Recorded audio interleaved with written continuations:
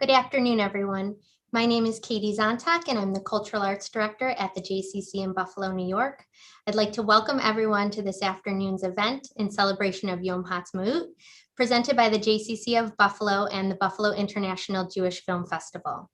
Yom Ha'atzmaut, which is celebrated tomorrow, Wednesday, April 14th through Thursday, April 15th, is the National Day of Israel, commemorating the Israeli Declaration of Independence in 1948.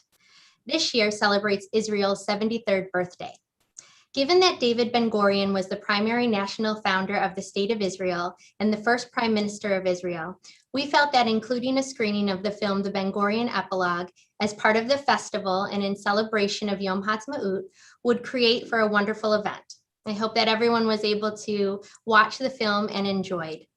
I'd like to thank our sponsors, Congregation Havara, Howard Rosenhawk, and Israel Bonds, which actually turns 70 as well this year, and was started by David Ben-Gurion. And now I'd like to invite Ayelet Weiss and Stephen Cohen from Israel Bonds to speak briefly on the organization. Thank you guys for joining and supporting. Thank you, Katie. Thank you. My name is Ayelet Weiss, and I'm the Israel Bonds rep for the Buffalo community. And along with my director, Stephen Cohen, I would like to welcome everyone here today. Israel Bonds is proud to be a sponsor of this fabulous film festival. We are pleased to be a part of the Buffalo community that has been so supportive of our campaign over the years. The investments you make with Israel Bonds are used to support the economy of Israel and allows them to grow and thrive. Investing in Israel Bonds is one of the best ways to help Israel to help itself. When a check is written for an Israel Bonds investment, it is made payable to the State of Israel, and the funds are used to develop every aspect of Israel's economy.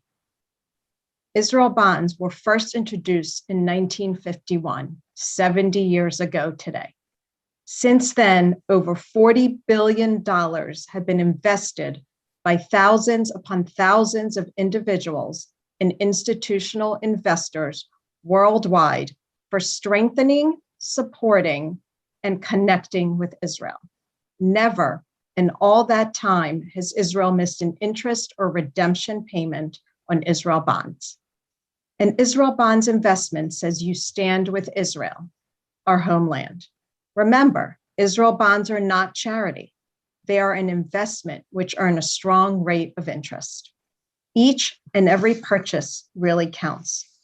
Israel wants to see support in any and all levels.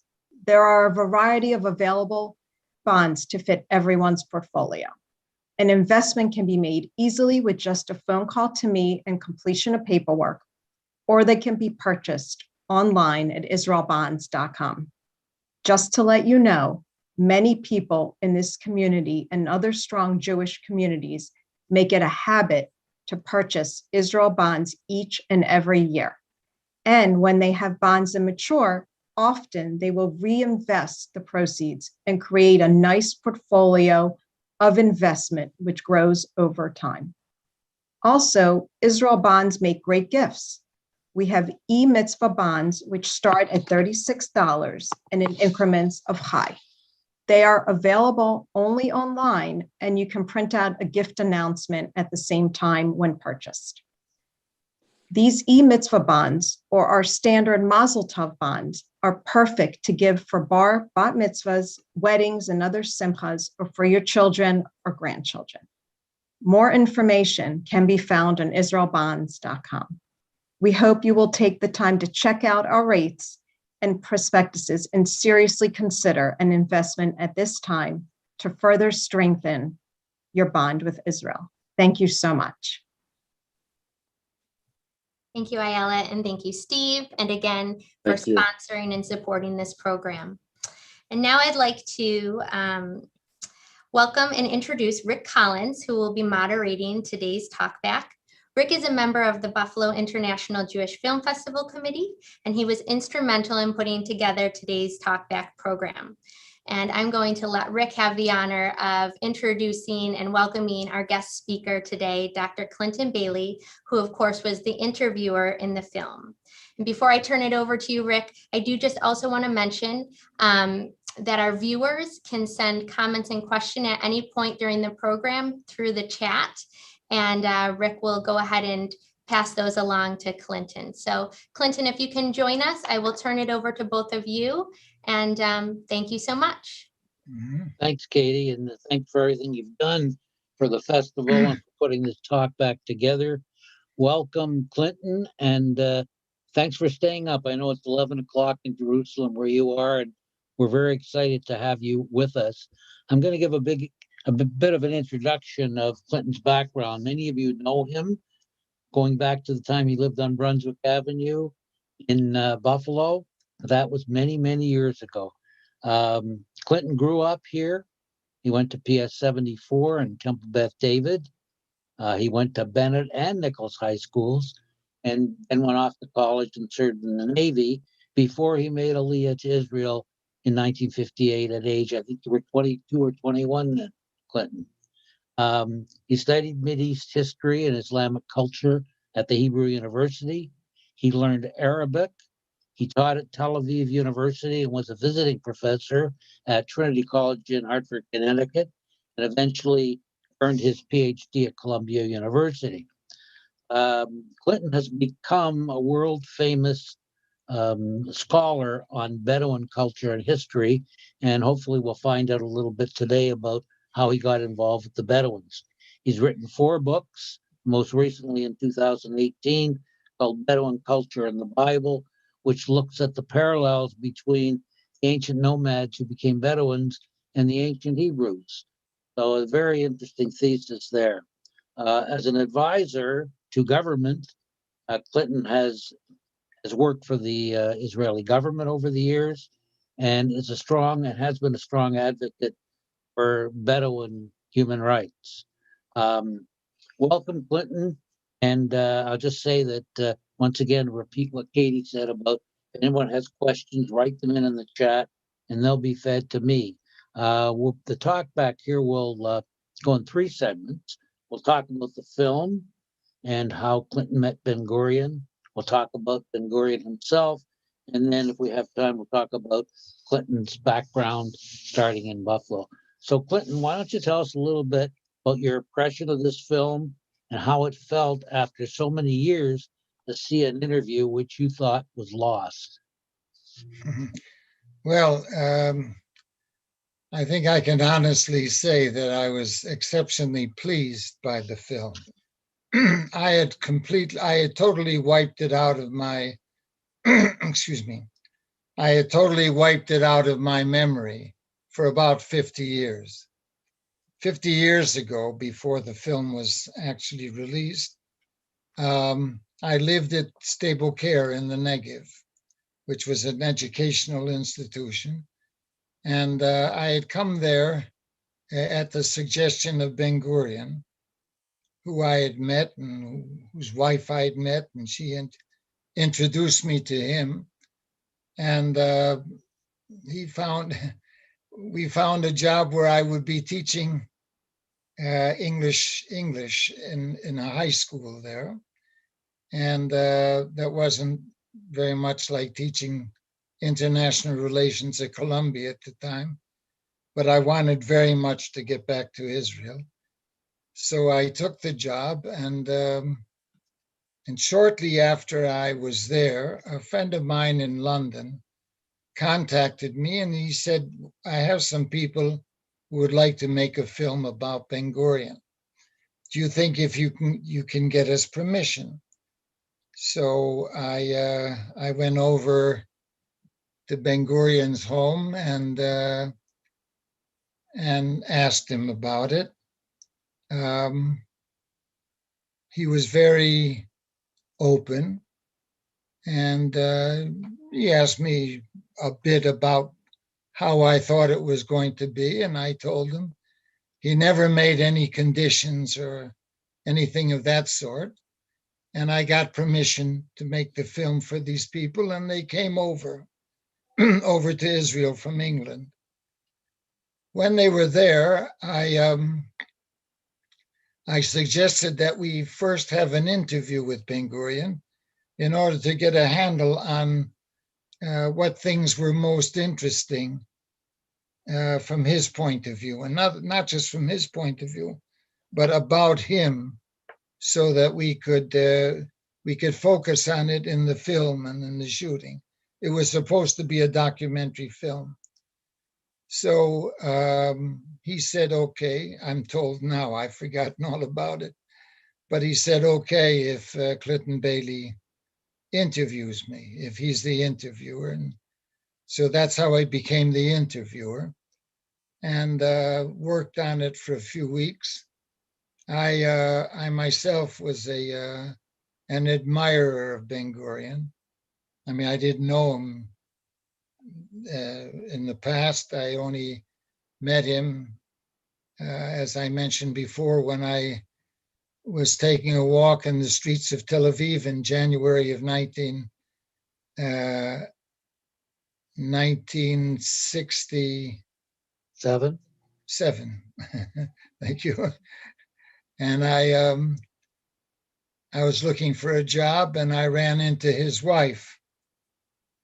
And she apparently was bored and saw a fellow young American with a tie. So she asked me where I was going. And I said, to a job interview. And she said, really? You want to work in Israel? I said, yes, if I can. Would you like to live in Israel? I said, yes. She said, do you have time for a cup of coffee? So off the street, she invited me into their home, and made me a cup of coffee, and we had a little chit chat, and she said, would you like to meet Ben-Gurion, as she addressed him? And I said, certainly. She said, well, he'll be here tomorrow morning. If you can come by, I'll introduce him to you. So I did that, and we met, just talked for a few minutes, and I told him about myself and what I had done and what I would like.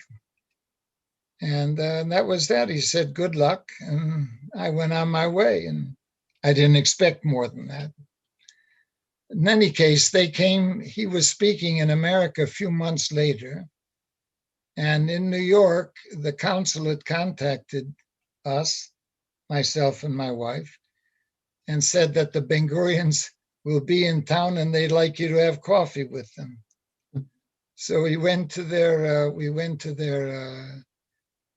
suite or rooms, and after the other guests had left, he came up to me and asked me if I had found a job. I said, no, I haven't. So he said, well, look, we're just beginning to set up an educational institution that's at Stable Care. That the name of the place is Stable Care. And they called it Midrashat Stable Care, which meant the school of Stable Care. It was supposed to be a high school, sort of a regional high school, and a teacher's college. He said, write to the director, maybe he has something for you. So I wrote to him, and he wrote back saying, all we need really is an English teacher, and you're overqualified for us. So I said, well, I'll take the job. And that's how I got to Stable Care. And then there are other things that led from that, naturally, but that's how I got there. And that's why I was in a position to ask Ben-Gurion how to, if we could make the film. He lived a very modest life, living in a cabin, really, with his wife at the time. And I enjoyed meeting with him. I enjoyed the type of contact, the type of meeting. He was very unassuming for what he was, obviously. He had done something extraordinary, both for the Jewish people and for the world, in setting up the state of Israel. But in any case, that's how I got into it. But I think there's just another sentence that should be added, and that is that I prepared for the interview and had my questions, and I was looking in the interview for things that I thought were exceptional in his persona, in his personality, his outlook on life, his activity, and not just to make a sensational film about somebody who would become famous in essence, but to get into the character of the person. And the director, who had come from London, disagreed with me. he wanted something a bit more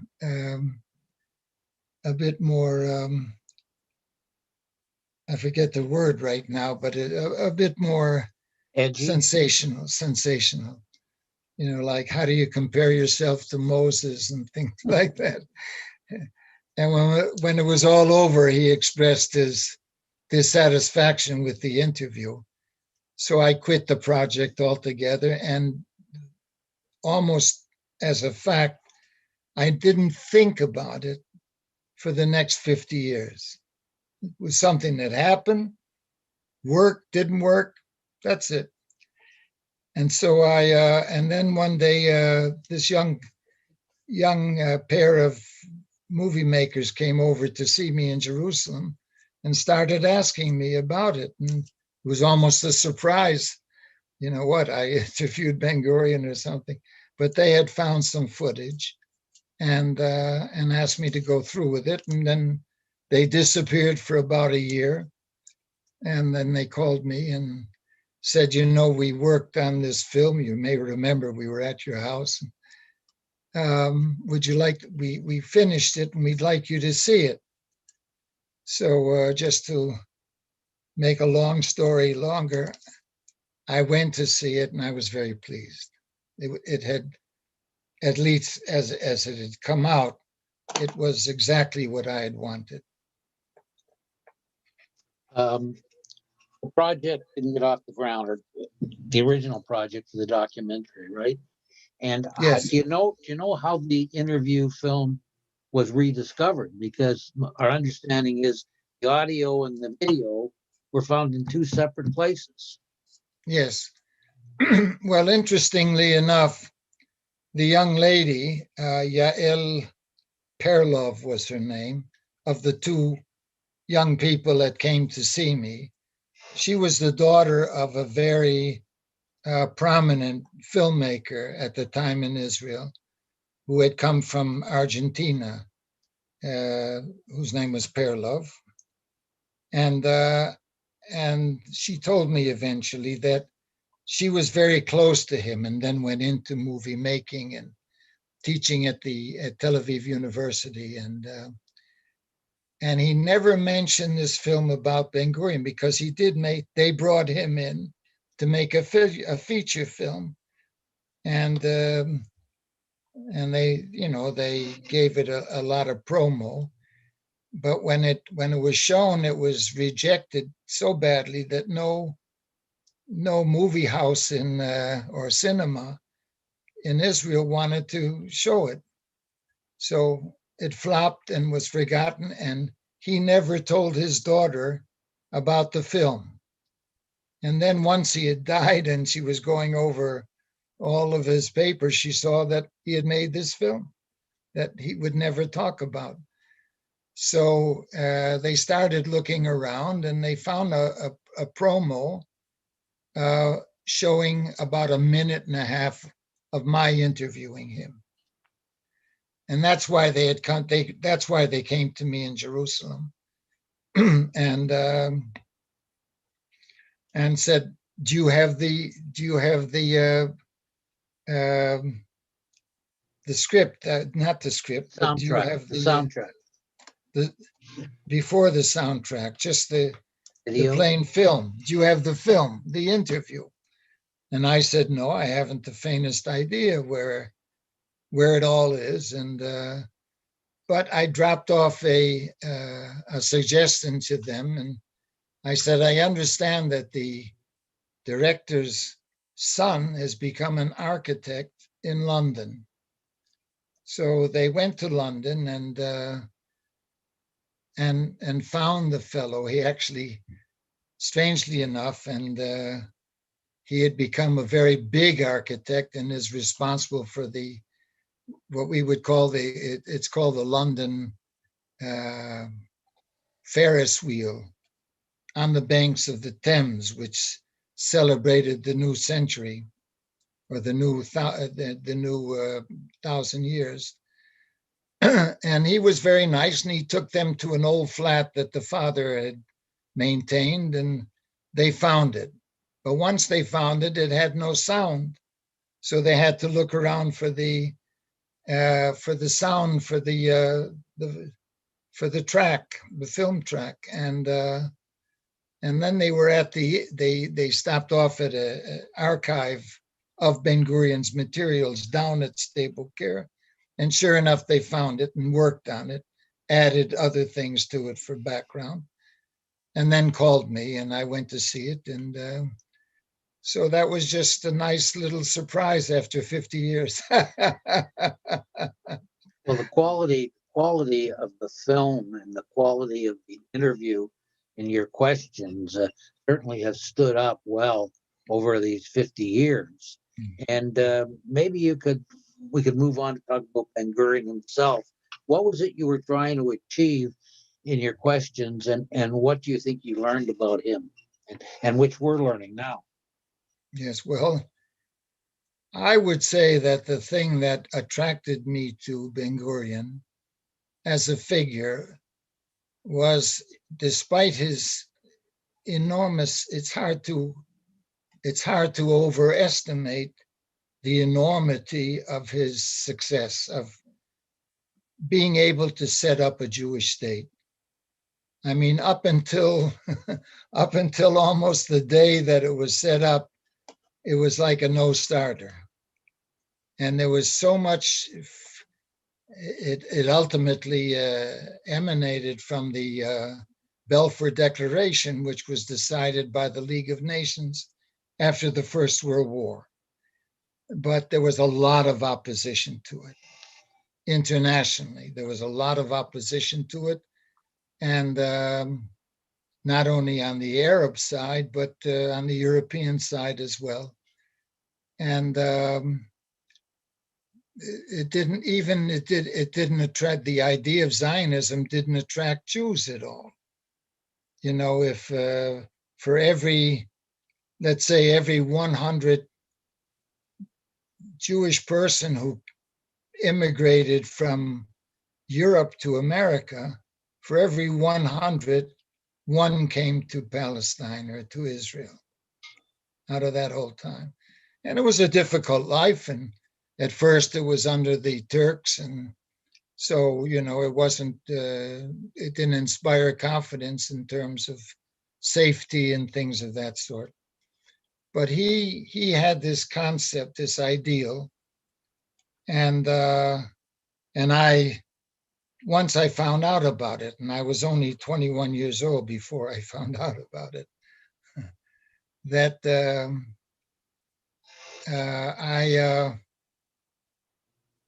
I realized what an accomplishment it was, and yet with all of that, he was a very modest person. He wasn't interested in the frills of life. You wouldn't find him sitting around restaurants or coffee houses. I mean, he was really a hard worker, and he had a lot of work to do. And he was very determined, and he always kept his focus on the goal with all the difficulties involved. And he had enormous integrity, and stuck to it. He wasn't, nothing else interested him. And naturally, I liked the idea, so it had this special attraction for me. But once I found out about it and got into it, I thought, this is something worth pitching in for. And that's what I did when I went back to live in Israel and stayed there all these years, which is now about 60 years.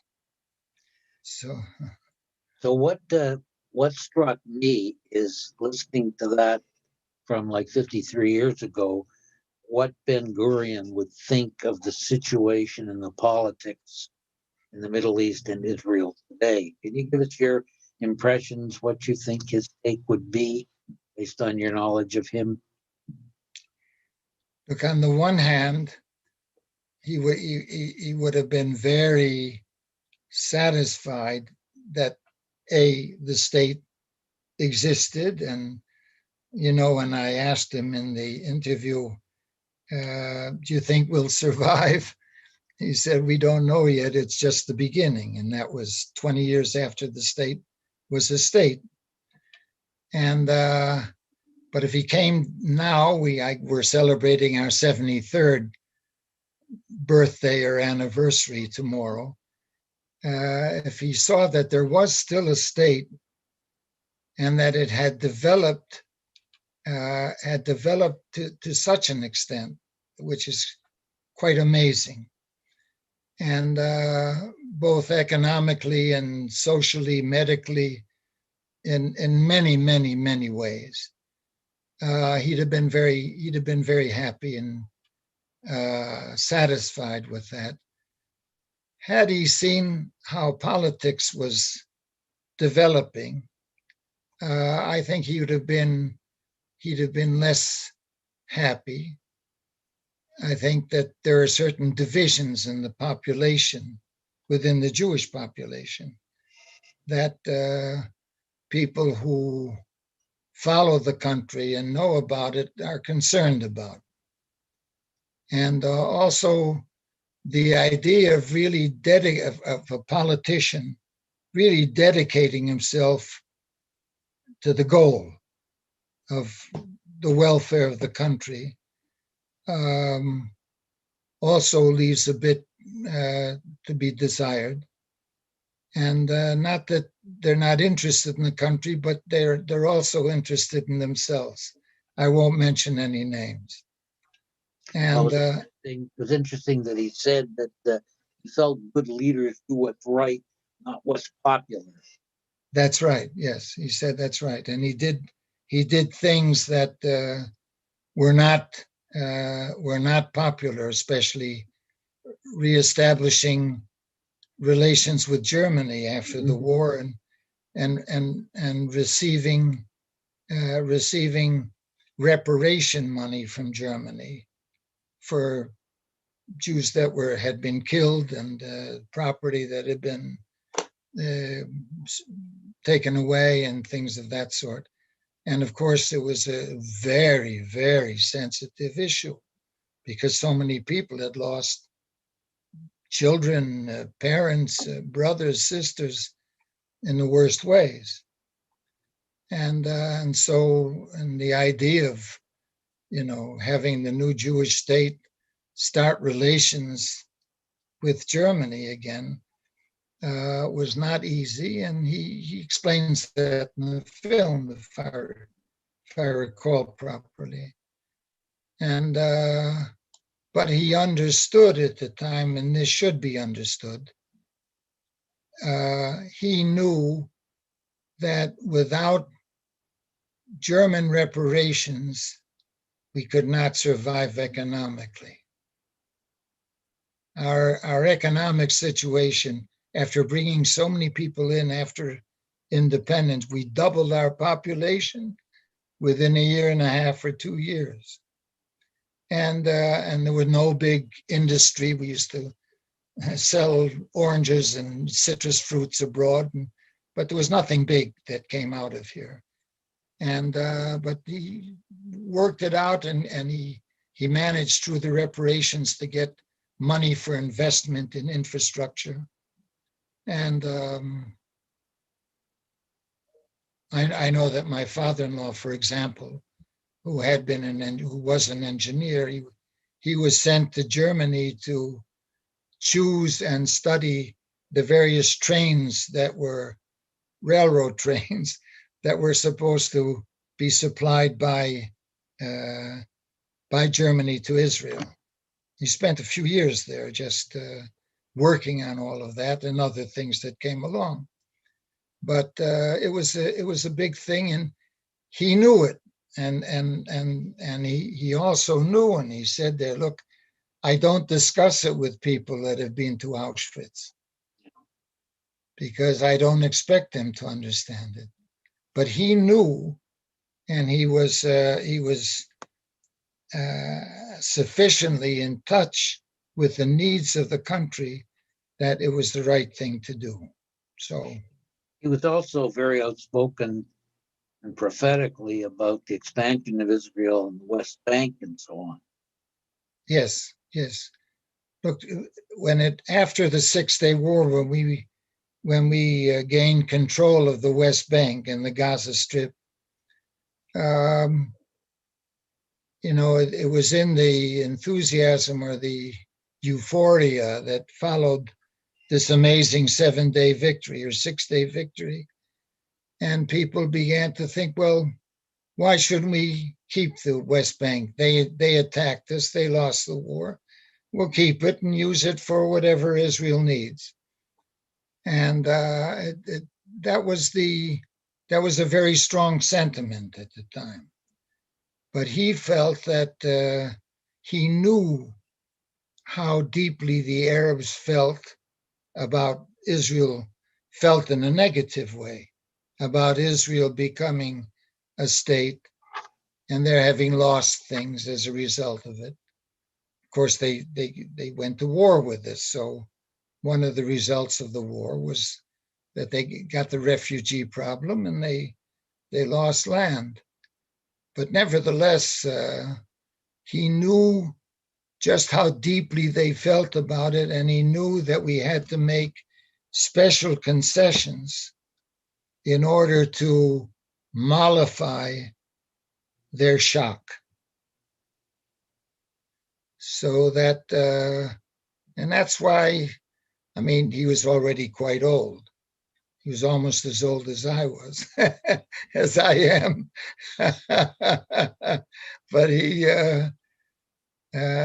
and so he couldn't, he no longer had the same type of political leverage. But he would be disappointed at what's happened today, right? Yeah, well, he'd be dismayed. It's like disappointed, but he'd be sorry, that things have taken the turn. And of course, now there are new turns that may develop this whole series of relations that Israel is establishing in the Arabian Peninsula with the Emirates, the Gulf Emirates and Bahrain, and others are joining, and Saudi Arabia will join at one point. And it's all terribly complicated, I needn't say, but we don't know, and what we have to have is faith. He comes through in your interview as very humanist. Yes. And he quotes the Bible in terms of people living in peace and loving the stranger and so on. Yes. And he's very, the reference to the United States paying the price for its legacy of slavery. Yes. I thought was quite profound. It was. And he pointed out there that the first book he ever read was Uncle Tom's Cabin. Right. as a boy, and he was humanistic, and he was respectful. And even his attitude, but it's reflected in his attitude toward Buddhism. When he became interested in Buddhism, not as an alternative religion, but just as a fount of thought and of ideas, he took it very seriously, and he went there, and he read up an awful lot about it. I knew something about Buddhism when I interviewed him, but he was better than I was. Did you retain your relationship with him from the interview till he died a few years later?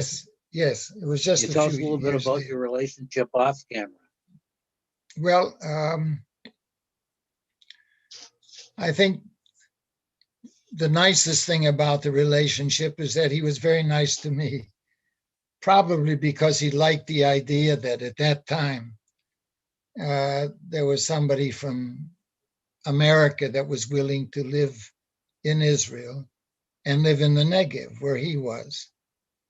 And there was something about that he liked. I don't know how to define it exactly, but he liked that. And I used to see him primarily when he would take walks around the kibbutz in the afternoon. And he was in his 80s. And so I'd go over there and meet him at the door of his home, and we would walk all around the kibbutz, which took us maybe an hour or something like that. And there we could talk. And if I asked him questions, especially about things that had happened many years ago, he was very, very open and very effusive. I mean, he was not effusive, but he was very, he didn't mince his words, in a sense. He told me, and he had, for older things, he had a marvelous memory. And then he was the godfather of one of my children. Wow. So that was nice. And well, you obviously shared his sense of justice. yes. Maybe you can tell us, to prove that, how you got involved with the Bedouins and why you became so interested in their history and culture and so on. Yes. Well, I mean, we lived, the school was smack in the middle of a desert. And so whenever I would jog anywhere, I would find Bedouin shepherds with their flocks of, or their herds of camels or flocks of goats or sheep.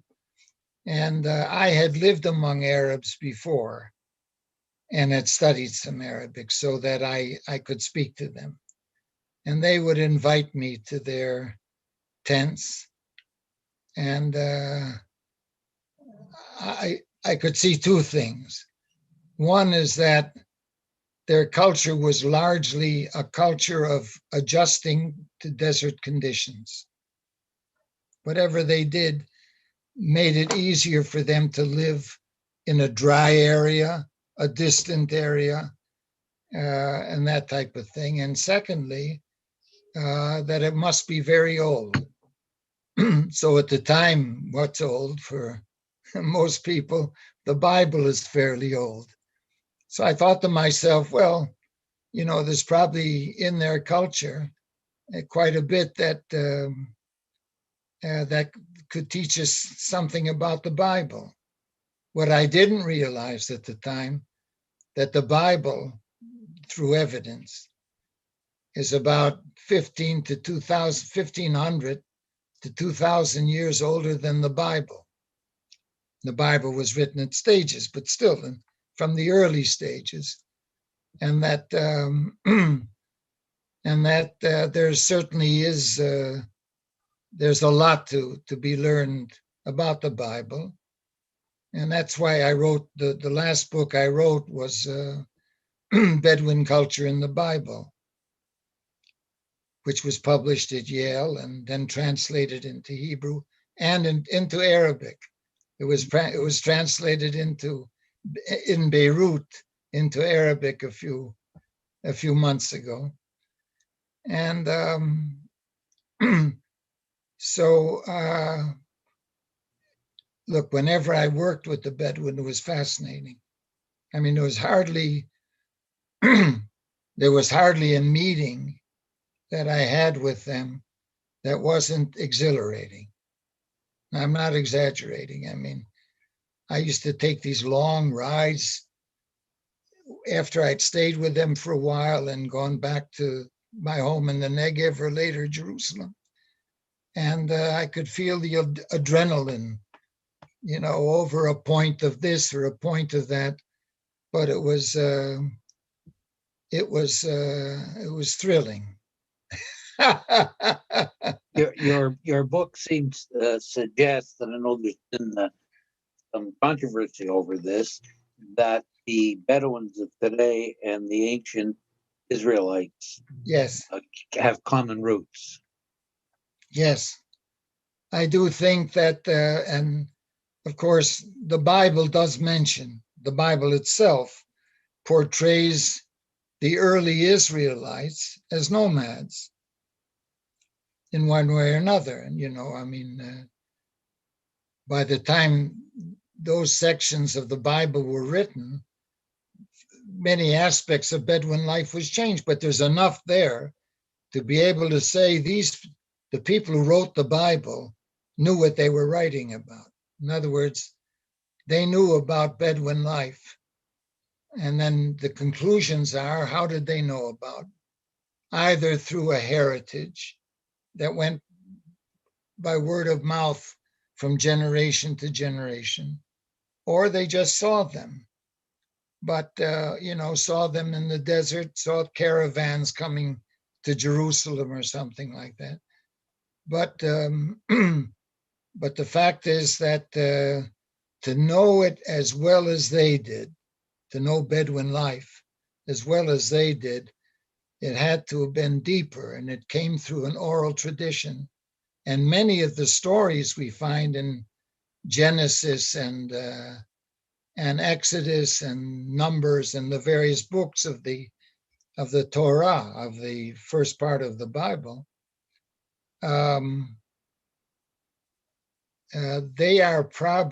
they began with stories about people's families, stories that had passed through a few generations, about this one who behaved in one way, another one who behaved in another way. And when you compare these these stories in the Bible to stories that are told by Bedouin about their own ancestors, you find an enormous similarity. And in the type of stories and the type of subjects that interested them and that they chose to put in the Bible. So, and now the book has been out for about 2 years in English. And now even here, it is beginning to be seen as an interesting and important viewpoint for understanding the Bible.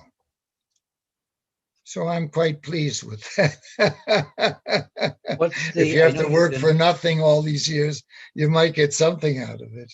Well, you've been an advocate for civil rights for the Bedouin. What's their situation now? It's neither black nor white. There's a lot more that the country could be doing for them, on the one hand. And it's a matter of somebody getting into power, like a prime minister, a minister of agriculture, or somebody who has his hands on that problem of Bedouin survival, and wanting to give them resources, money, and some land. And it's not impossible, but it hasn't happened yet. On the other hand, just by their living in Israel, they have picked up some things that constitute a very big change in their life. For example, at Beersheba University now, where young women I know could barely get accepted 20 years ago. Now there are over 400 Bedouin women studying at Beersheba University, or what they call Ben-Gurion University in the town of Beersheba. And there are more women than Bedouin men. And so once they've left the confines of their family life and the clan culture, the tribal culture, and see life through a different prism of examination and analysis, that changes their whole attitude towards their role in society and their status in society. And that's going to be the biggest thing. Has it led to? You already find young Bedouin in high tech. And they haven't yet developed the political awareness in terms of their own rights and development. Is that the next thing that'll happen? Well, I would rather go with the idea that the women are going to force a certain change in one way or another. And that's an enormously big thing. But in terms, and I think that from a technical point of view and in education, I mean, if you go to the hospital, the big hospital in Beersheba, many of the doctors are Bedouin. Wow. And in other places. And if you, I wanted to say that if you, as I say, in high tech and construction and things like that, which is not so unusual for newly misplaced people, but it's coming along, and I'm not disheartened about that. I'm disheartened, but I'm not pessimistic about it. We have a question on this from one of our viewers. Question Yes. Is there still government pressure to move the Bedouins to a different part of Israel? Not to a different part, but you see, over the years, Israel has set up 7 villages where Bedouin have property, but they're like towns, more or less. And that's about half the Bedouin population, which is almost 250,000 in the Negev. And the other half are living out there where the government once said, you stay here and don't migrate anymore until we find a solution for you. But the until can take 30, 40, 50 years. And I know that as a fact, not as a supposition or to make a point.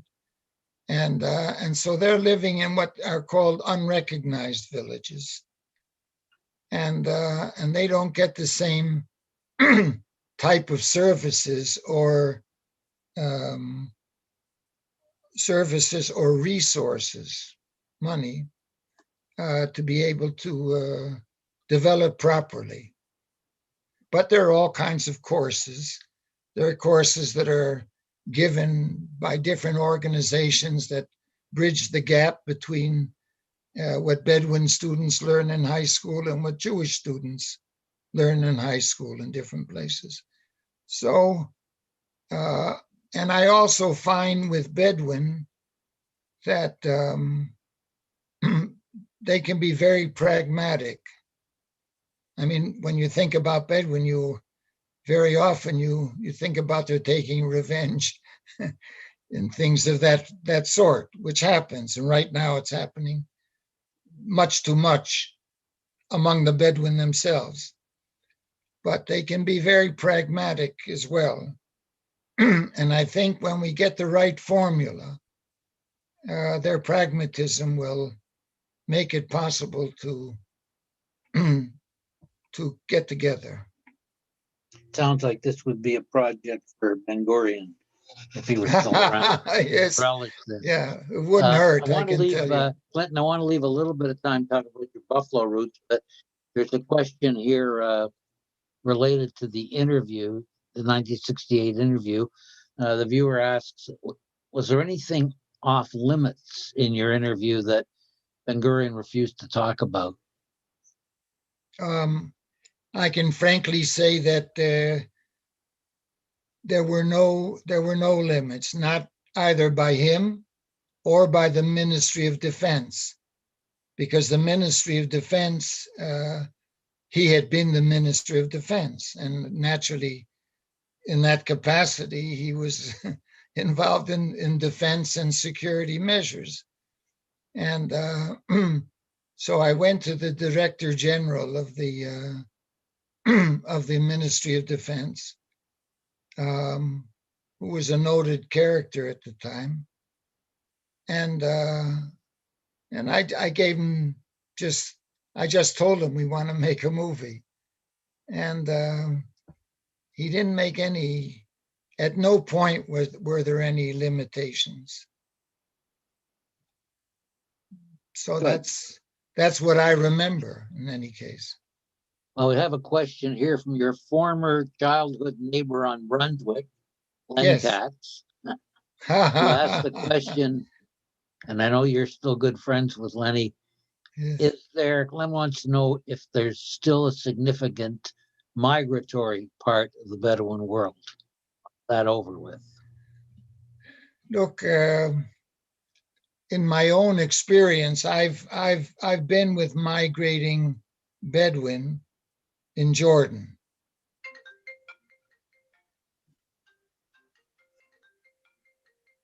I'm sorry, can you hear the camera? Someone will pick it up in a second.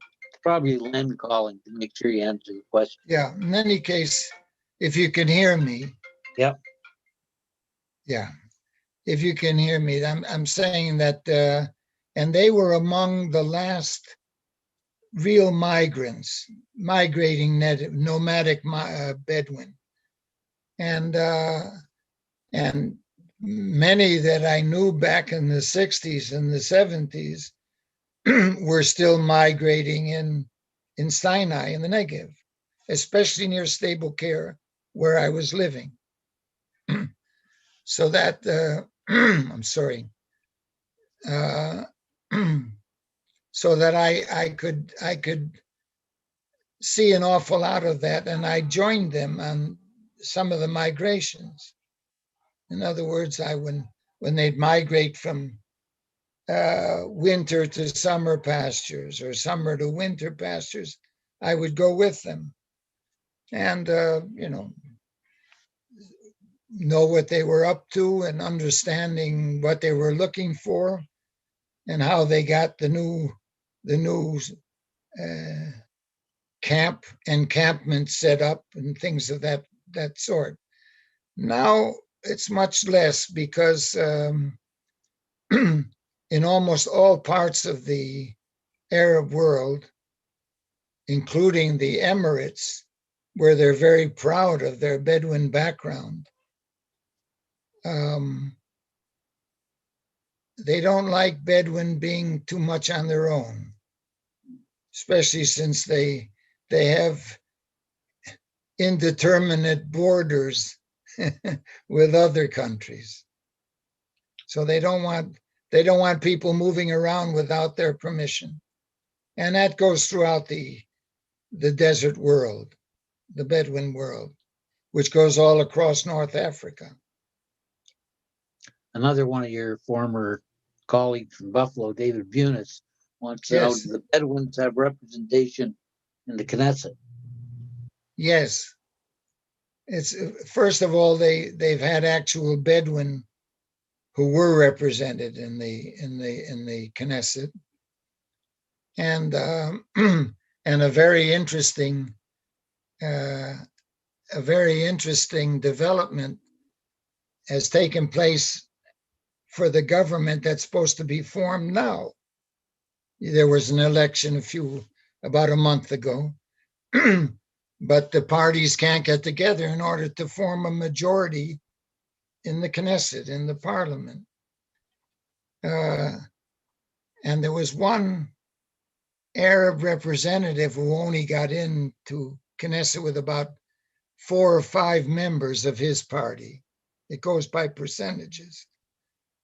And he decided that he's going to support Netanyahu, who is considered just the opposite of what you would imagine an Arab or a Bedouin wanted to. And he adopted the idea that you can't really make significant changes in their own world, in their own internal Bedouin world, if you're not part of the establishment. So right now, the Jewish state is waiting for 4 Arab members of Knesset to decide who they're going to support to be the prime minister of Israel. It's quite amazing. Interesting. Yeah. Thank You get a lot of interesting, pardon? So I said, thanks for all that information. In the little time we have left, we have Yes. to talk a little bit about your recollections of growing up in Buffalo. Yes. What would you like me to say? Just tell us how you remember Buffalo. How many years ago now? 60 years ago? Well, a little more than 60 More than because, I went away, I went to colleges and this and that, and was in the Navy for a bit. But look, Buffalo in the various neighborhoods we lived in, my family and other Jewish families, they were warm and comfortable neighborhoods. And there was something very natural about knowing your neighbors for a few streets in this direction, few streets in the other direction, and knowing about their lives a bit and knowing what they were doing as shopkeepers and whatnot. And and that there was something very intimate about that. You did know, however, and I'm just talking about my own experience. You did know that there was a border to that neighborhood, and that outside that border, you had no business being. In other words, the non-Jewish neighborhoods, and that's a phenomenon that manifested itself in various neighborhoods in Buffalo, where there was elite neighborhoods or high-class neighborhoods or others. I'm sure that all of that has broken down to a large extent since then. We are talking about a period that has witnessed much change in Buffalo. So I like the